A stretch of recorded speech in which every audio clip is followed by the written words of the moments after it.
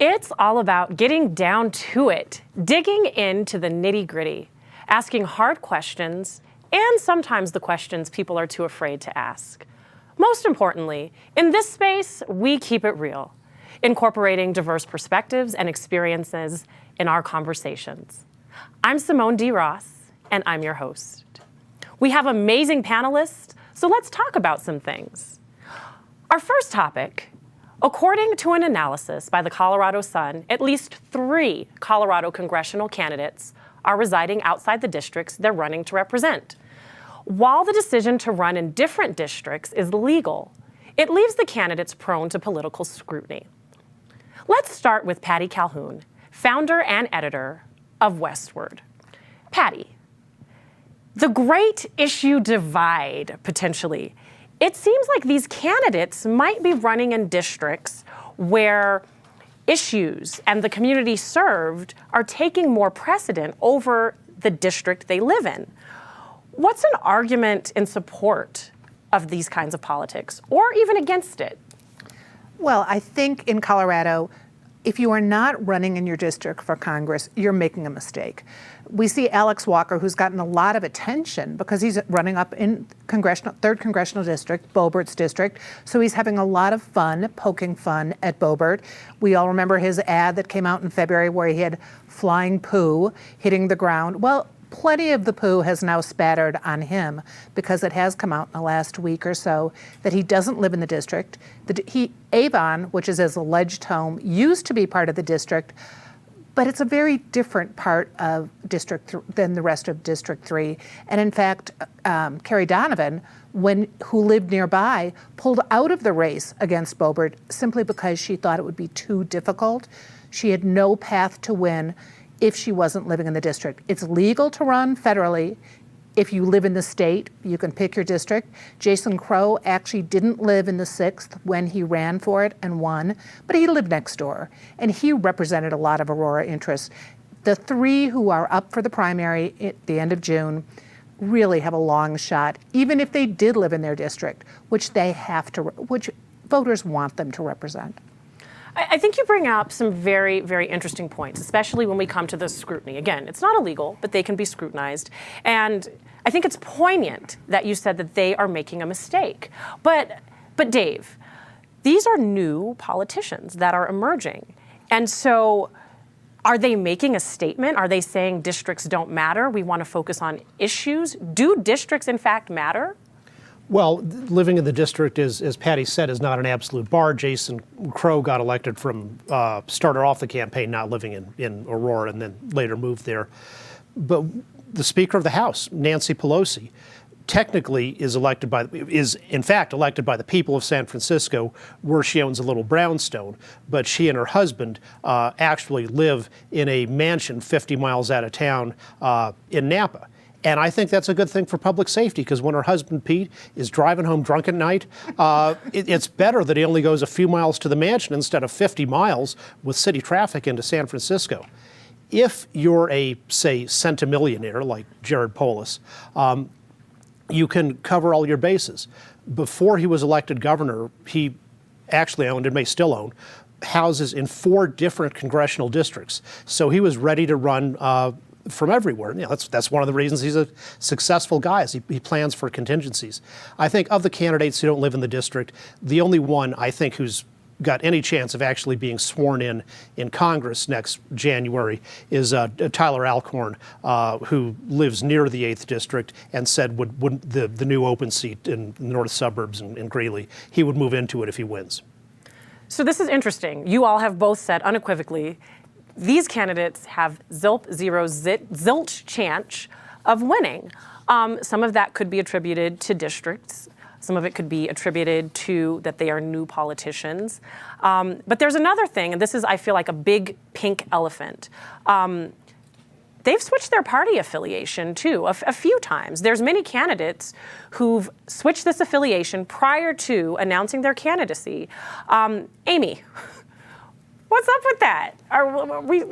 Is this a loyalty issue? Is this just the new emergence of new politics and new politicians? Well, certainly, it's something that I think it is an occurrence that's happening. But one of the things that I'd point out is that, voters are savvy. And I know for us, especially when I talk about educators, we don't look at party affiliation when we recommend candidates. We look at values. And so I think our voters do that same thing. They scrutinize candidates based on their values, the things that they represent, the things that they stand for. And certainly I would agree that this issue of living in the community that you're running to represent is important. That's one of our uniquely Colorado things, is that our communities are very different across our state. And so you need to know and be a part of that community to represent those voters and constituents in that community. You bring up a really interesting point, because there's been a lot of conversation about the polarization of politics. And we're talking a lot now, especially as we look at these upcoming elections. We have to become more moderate. These are conversations that we're all hearing across the board. And so I love that you mentioned the conversation about values. So I want to ask you, Marianne, what is the line between we're running a campaign on values, hence the reason why I'm running in this district, because it aligns with my values, my upbringing, the community that I grew up in. What's the thin line, though, between making that staunch value statement or maybe being opportunistic, wanting to have more visibility when we think about everything that's happening with this districting and switching party lines? What statement is this making about partisanship and values and moderate voters? We have a very interesting situation in Colorado where in this primary, unaffiliated voters, Democrats, Republicans, anybody that wants to party switch in order to vote in the primary can do that. And you have to remember that the largest block of voters in this state is unaffiliated voters. So they're opportunistic, absolutely. I think that, this is very much reflected in CD3, where you have a push to get unaffiliated and Democratic voters to switch to Republican for the primary in order to vote for Don Quorum, who is running against Lauren Boebert in that primary. The opportunistic side of it doesn't end there, of course. The party affiliation, obviously, where in CD3, do you want to be known as a Republican in CD3, or do you want to be known as a moderate Democrat? I don't think it actually matters all that much, because I don't think any of the Democrats who are running in that race really have a good chance of making it out. And this also goes back to the whole residency thing. I think this would be a much, much bigger issue if any of these candidates who don't live in their districts or are recently moved to those districts, if they were actual contenders for the seat, and not one of them is. So it sounds like we've come to some agreement at this table that these candidates aren't strong contenders at all. So we can agree on that. We've got another topic that we want to discuss, and this one is incredibly interesting. So after many discussions and residential surveys, Denver City Council has identified the 2023 budget priorities to present to Mayor Michael Hancock. These highlights include an increase in affordable housing, community engagement, redefining public safety, workforce and business recovery, increasing transportation, and a focus on environmental policies. So I guess really the big question, we're going to start this with David Koppel, Research Director of the Independence Institute. Budget appropriations illustrate priorities. We all know this. Where should the greatest resource allocation be? Well, clearly to Channel 12, because this 4-page report, I never imagined I would hear someone say that was really interesting. And this is the channel you go to if you find pre-statements about where the budget should go to be interesting stuff. This is, as you said, hardcore TV that digs into things. There's some good ideas in there, like funding mental health and also funding for a study that's going on in one of the police districts about the causes of crime. And it's very important to look at ways to reduce crime in the future by looking at causes like mental illness or fatherlessness. But today, right now, the people of Denver also need real public safety, not some imaginary redefinition. People right now are suffering from very high levels of automobile theft, catalytic converter theft, bike theft, bank robberies, aggravated assault, and homicide. People are afraid to walk around downtown Denver and other neighborhoods. Decent people are being driven out of public spaces by gangs and violent vagrants. Yet the Denver City Council seems to treat these perpetrators like they're the victims of circumstances who just need a bigger welfare state. You know, that's what the Officer Krupke song in West Side Story is about. But if you're the victim, it doesn't really matter to you if the criminal is depraved or deprived. Either way, the criminal has to be taken off the street and isolated until the criminal is ready to stop victimizing people. You know, as Patty reported, and as Patty's Westward reported recently, arrests in Denver are way down compared to 2019. We need more police on the streets, more detectives out there to solve crimes, and sufficient jail capacity so that everyone who is a violent threat to the public can be put away until they no longer are. You're bringing about a big point. And again, it seems like our theme today might be pink elephants. We are all talking about Denver and how safe is this city? Is it the Denver of the 90s? Is this a completely Orwellian new space that Denver is in? And sometimes it certainly feels like that. Interestingly, one of the proposals in the budget is a community engagement agency. So I want to ask you this question, Amy. Do these priorities adequately address Denver's most urgent needs? And what agencies might we actually want to look at engaging or even creating to really get to what we need to do to make our city a safe space that is sustainable, that's affordable, that we all feel good about living in? Well, you know, in education, we talk a lot about the bureaucracy that exists within the system. And so I'm not sure that we need more bureaucracy to solve our problems that our cities like Denver are facing. You know, so creating more agencies, offices, et cetera. What we really need to do is fund the solutions. You know, affordable housing is on the list of these budget priorities. That's something that has a gigantic impact on education in the sense of educators as well as our students. We know that when our students don't have stable, safe, secure housing, it impacts their ability to learn in the classroom. Just a few years ago, part of the Denver teacher strike was about the lack of affordable housing for our educators. You have educators serving our students in our public schools in Denver in particular who could not afford to live in and serve the communities that they work in. That happens all across our state. It's not uniquely a Denver problem.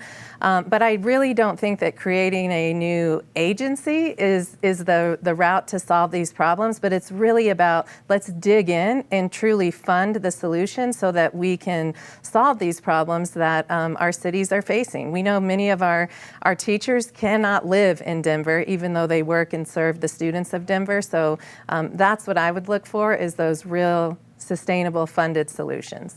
Absolutely. So we've heard safety is a big thing. Affordable housing is a big thing. That's a big thing for our most vulnerable population. That's a big thing for educators. It's a big thing for companies, even considering moving to Denver, which we need to get our workforce and our economy sparked. You bring up something important, though. You say less bureaucracy, less overhead to get these things done. So I want to pose this question to you, Marianne. As we look at how do we execute this, right? Because the big thing is funding the solutions and the execution of this. If we were going to focus on affordable housing and safety, and maybe you even throw in a third one, what would be the best way for the city and county of Denver to effectively execute the funding and ensuring that these programs are being run so that we can all benefit? I'm not sure that I see execution in this. I see bureaucracy in this. And it kind of depends on how this Office of Community Engagement is set up, I suppose. But that takes time, and that takes time away from actually getting the work done.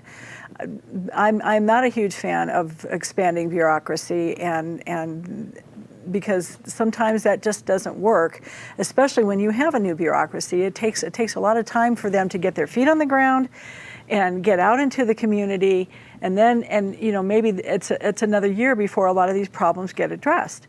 The one thing that caught my attention was that this Office of Community Engagement was listed as their top budget priority. And allegedly they had gone out and done these residential surveys. I'd like to find one person in the Denver community who said, we need an office of community engagement. I think you'd be hard-pressed to find somebody that does that. I wish the city well in their budget priorities, but I think that I'm not sure that they're addressing them in an appropriate way. When you look at the public safety issue, for example, there's not one thing in there addressing the problems that we're seeing in the Denver Police Department. The Denver Police Department is barely even mentioned in these budget priorities. That's a real concern to me because we know there are problems in DPD.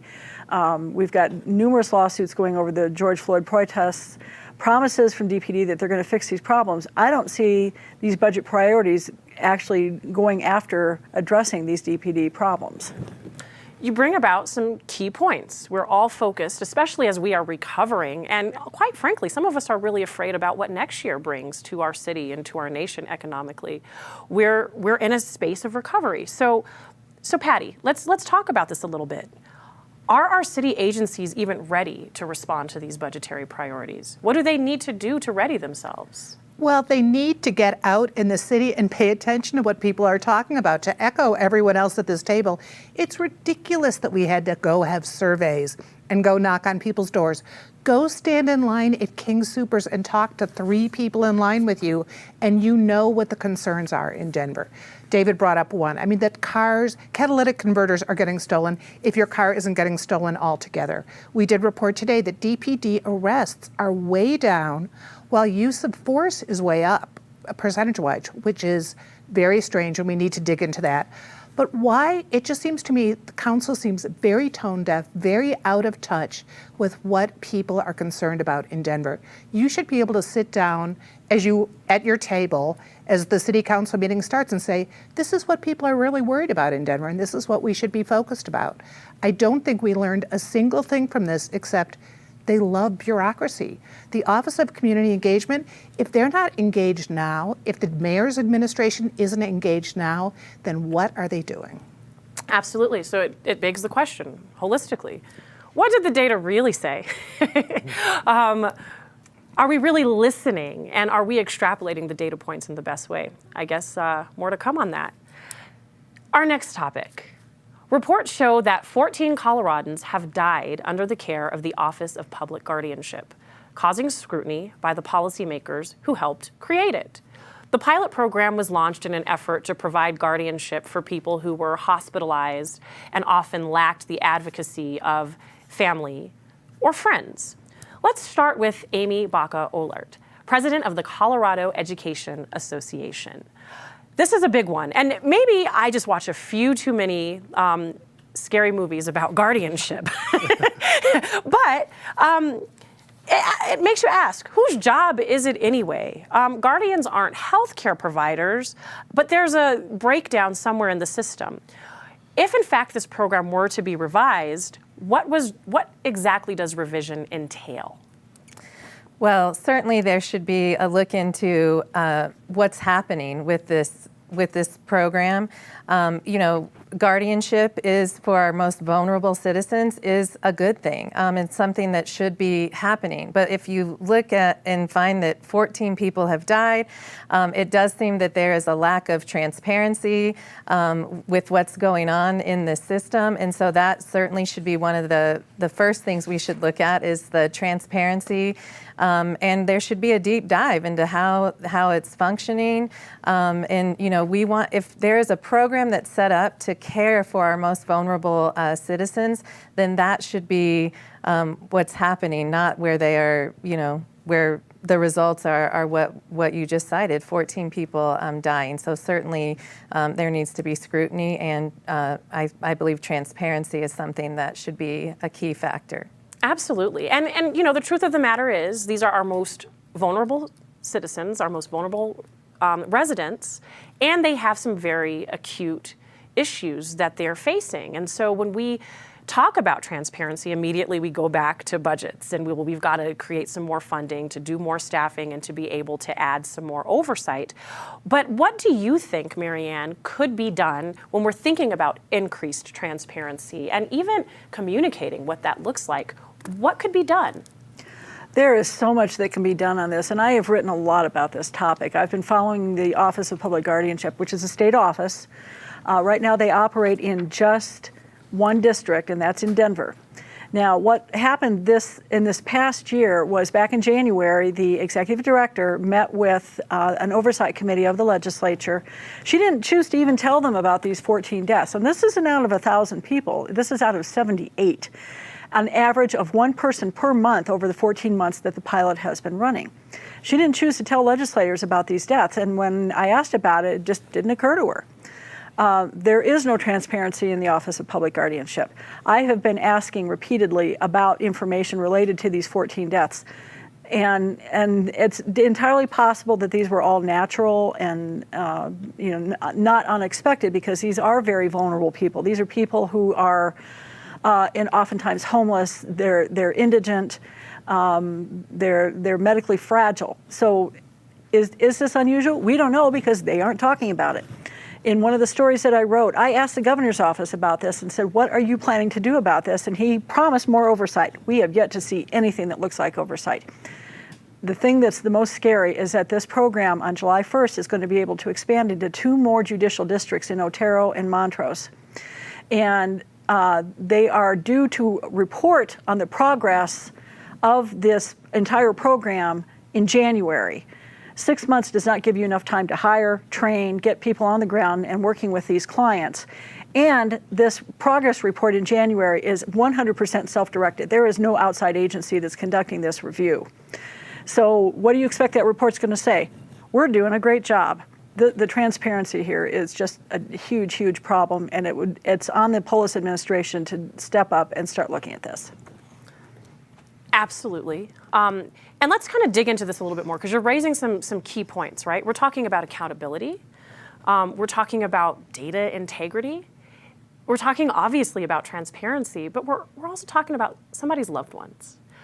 This is very personal. And so Patty, how do we drive for accountability where this is involved? What do we do as people? How can we be advocates and allies in this scenario?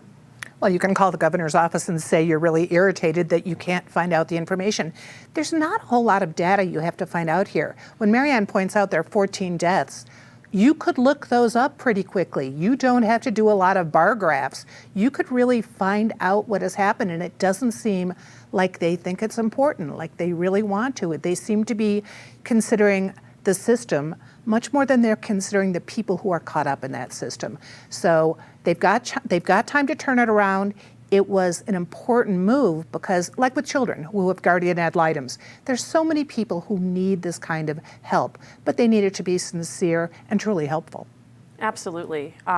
These are all excellent points that we're bringing about. And so with these brilliant minds right here at this table, and this is all fallen on you, Dave, okay? You have to sum up what the brilliant minds would say. What are some key indicators to evaluate programmatic efficacy?